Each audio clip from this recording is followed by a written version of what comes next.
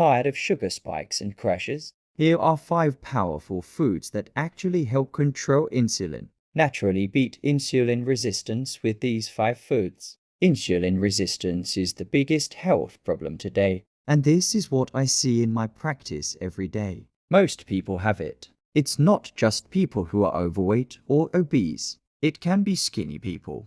It can be children. But if you don't have insulin resistance, you're the exception, not the rule. And it's getting worse. 1 out of 3 Americans now have it. And 1 out of 3 Americans is pre-diabetic. That means they have insulin resistance. So let's talk about how to fix this. And when we talk about food, we're talking about the best foods for insulin resistance. We're talking about real food. We're not talking about supplements. Those are different. Real food that you can eat that will have an effect on your insulin resistance. And there are 5 categories of food that are really important to include in your diet if you want to fight insulin resistance. 1 is non-starchy vegetables. Non-starchy vegetables are vegetables that don't turn into sugar. They don't increase your blood sugar, and that's very important. When you eat things like broccoli, Brussels sprouts, cauliflower, cabbage, salad greens, spinach, asparagus, green beans, celery, all these wonderful non-starchy vegetables, they don't break down into sugar. They don't increase your blood sugar. And that's why they're great for insulin resistance, because they don't stimulate insulin. You can eat a lot of this stuff, and you won't get a big insulin spike. So number 1, non-starchy vegetables. Very important. Number 2, fruits. Fruits are a little bit more concentrated in sugar than non-starchy vegetables. But if you pick the right fruits, they can be very, very helpful for insulin resistance. Here's the trick with fruit. If you take a look at the glycemic index, which is a ranking of how high a food is on the blood sugar scale, there's something interesting. If you take a fruit and you combine it with a fat or a protein, you can actually blunt the insulin spike from that fruit. So for example, if you take pineapple, pineapple by itself is number 70 on the glycemic index. It's pretty high. But if you mix it with some nuts, it drops to 20. So does apple by itself. It's 40. Apple with nuts or apple with cheese becomes 20. Berries are better. They're lower on the glycemic index. So if you want to eat berries, go ahead. If you want to eat other fruits, combine it with something else. Maybe you have a piece of fruit with your breakfast. Maybe you have a piece of fruit with nuts as a mid-morning snack, so you don't get the big insulin spike. All right. Number 2, fruits. Number 3, nuts and seeds. Nuts and seeds are very powerful for fighting insulin resistance. The key here is you need omega-3 fatty acids. You need fiber, and you also need a good amount of protein. And those 3 things together are going to help blunt the insulin spike from the carbohydrates in the nuts and seeds. And nuts and seeds also have something called the glycemic index, GI, glycemic load, GL, and the net glycemic index. And none of these are very high. They're all pretty low. So nuts and seeds are wonderful for fighting insulin resistance because they stabilize blood sugars. They blunt the insulin spike. They're high in protein. They're high in fiber.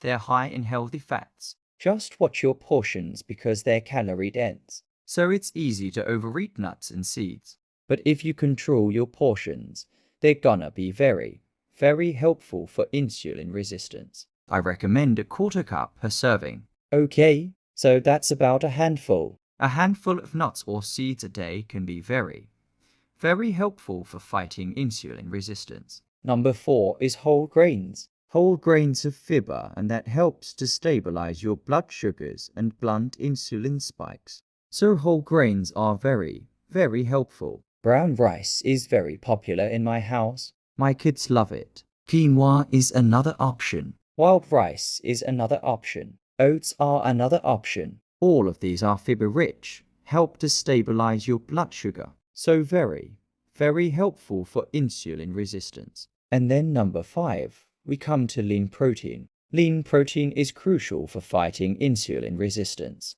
Why? because protein stabilizes your blood sugars. It helps to blunt insulin spikes. Protein is very satiating. And that's really important for people with insulin resistance because very often people with insulin resistance overeat. So you want something that's going to keep you full, keep you satisfied, reduce your hunger, reduce your appetite so you can control your portions. And that's exactly what protein does.